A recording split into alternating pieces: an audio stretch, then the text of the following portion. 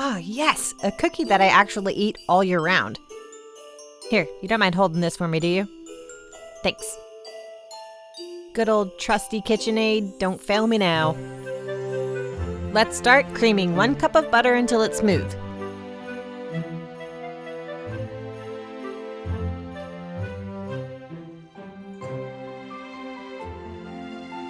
Yeah, that looks good. So let's go ahead and add 1.5 cups of granulated sugar.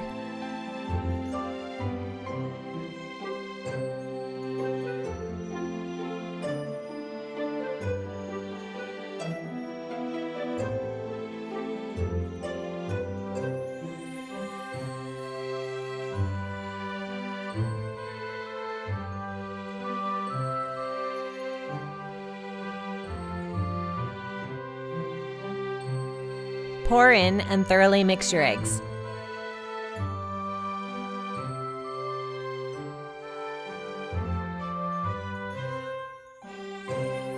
Your batter should be looking pretty creamy by now.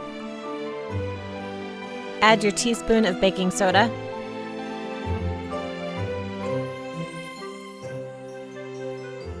Two teaspoons of cream of tartar. I think that's the stuff that gives the cookie its zing.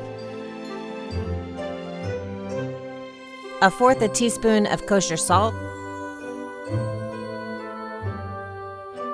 And finally, 2 3/4 cup of flour. Now make us some snickerdoodles. How dare you make demands of me? Now make us some snickerdoodles, or you're out of the will. We won't go until we get some. Ask again, I'll put you 6 feet under. We won't go until we get some. You unpleasant house guest. Multiple personality disorder. And as always, make sure you're periodically stopping to scrape the sides of the bowl.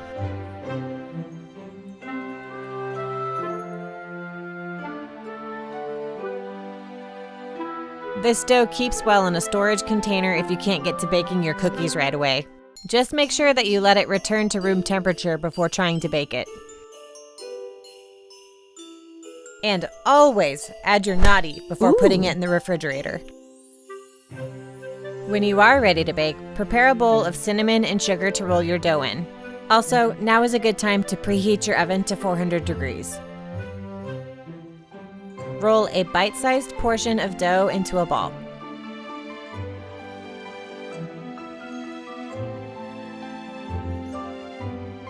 Now give it a good tumble through the cinnamon and sugar mix.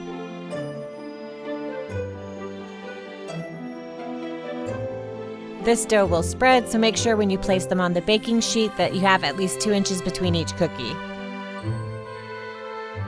Now, these are going to bake for about 6 to 8 minutes or until the edges start turning a light golden brown, but they're still soft.